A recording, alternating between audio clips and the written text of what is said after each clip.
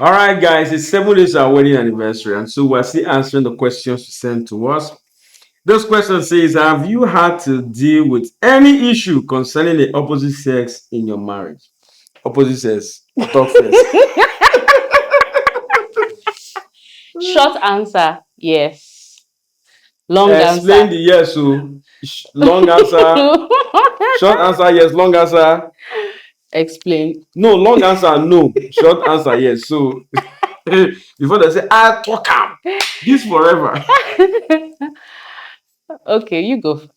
No, so no, you go first. Just say your part so that I would now maybe the Okay. opposite sex is the opposite sex conversation. Okay, there was one time. Yeah. This man here likes to play counselor. And okay, if I say likes to play counselor, he's actually a very good counselor. So there was a period, it's as if his counselor spirit was attracting. And so there were two sets of ladies that were always okay. One was a chance meet, and then another one reached out to him on Instagram, and then normal started talking. Oh, I'm depressed. Oh, I have problem, and then he was there for them, a big brother, shoulder to cry on, and all of other things, which he would tell me. He would come home and tell me that, oh, CCC. He would tell me all the conversations. He would tell me even the times they met or something. He would tell me everything, so I was in the loop. Sometimes they will say, "Oh, I want to greet, let me greet madam," and all of other things. But I noticed that it was getting too close for comfort. At that time, he was in a, oh, this person needs to come out of this depression, this person needs to come out of this low self-esteem, this person needs to come out of this phase that they are in. And then I think he lost sight of the fact that you are dealing with people with real emotions. It's like a new friendship. When you when you become friends with someone newly, there's this adrenaline, there's this, oh, you want to talk to the person, you want to stay on the call with the person for a long time. And that is how emotions grow. It just creeps in. It's when you are not expecting. And so I had to draw his attention to it that this thing I do, Google, be careful. Now express they go. One way. So it's not as if I don't trust you, but I don't trust that other person. For someone that is coming from a relationship where the person was treated like almost dirt, and meeting someone that is so Yeah. knowledgeable. So the person might start catching feelings, and then the way it will be, before you go know, the All two the of you best. are in the same place together. And so basically, that was the one time. And so let me over to you so that you would redeem yourself. So he's not redeemed. What am I redeeming myself? Oh. So basically, what my wife said is correct. So at that point, I was just trying to, oh no, you're going through so much. I always tell her, in fact, they even they buy gift, give to the children. Hey, buy cookies. I'll carry go and give children. You know, that should my attention to it that it now dawned on me that, bro, if you remove all these sessions, whatever the conversations you're having, it looked as though we were dating.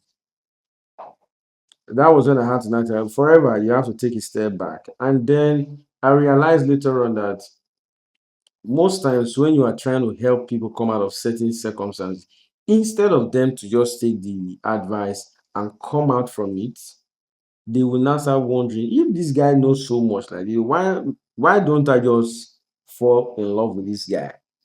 So that was a few time where I knew that I was just going on express one way, no break. You can't just dey fly dey go. Thank God that my wife drew my attention to, and this is why I think that a lot of young couples are getting it wrong. When you see something like this, either from your husband's side or from your wife's side, is not to not be angry with them. You took a covenant on the day of your wedding to say that for better for worse. Your job is to make the person get better and draw the person's attention to it. It's a different case if the person is not listening. But if my wife will not draw my attention to it, fine, nothing would have happened eventually. By God's grace, let me put that on by God's grace. But I don't think that I would have gotten a hold of the situation early enough.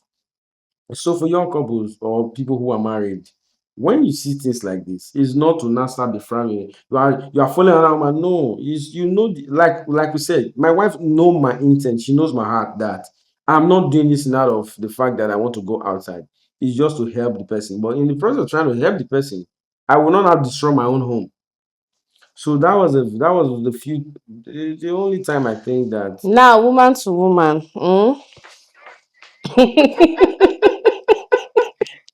Okay. On a serious note, Yeah, that period, I think when we just got married, and to that time, I think that was like about 5 years or so into our yeah, marriage. Um, I used to check my husband's phone, not because of I was suspecting him. Like I told someone one day, I said, I know my husband is not cheating on me. She was like, you believe yours? I said, no, I know because I'm convinced of it, right? And I'm not deceiving myself. So that period when I'll go through his phone, it was not because I was looking for something. There was this group that I was in. Sorry, they usually have like the funniest conversations. So sometimes when I would like just go and be reading it and just be laughing. That was one of the reasons why I was going through his phone at the time. And when he now started talking about this girl and all of those things, and then another one too, right? I would just go to the chat and I would see, oh, okay, it looks like when you just start dating somebody and all of those things. And by the time I drew his attention to it, fine, cut everything. But after that, the reason why I decided to come back to it, I told myself that I wasn't going to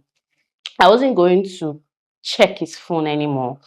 Not because some people, there's this say, I see it online, they say, oh, for your peace of mind, don't check his phone and all those things. I wanted to give myself an opportunity to heal and also trust him wholly that he has handled it. Because part of you be like, oh, what if, what if, what if? And after then, I have never brought up the issue and say, oh, this time or this other time, oh, what's going on? Because I know, fine, for my husband, for my case, it might be different from other people. For my case, my husband shares basically everything with me, and I do the same for him. So it's not like there's like one secret somewhere or there's one secret phone call that I'm girl, not money aware one of. never tell you.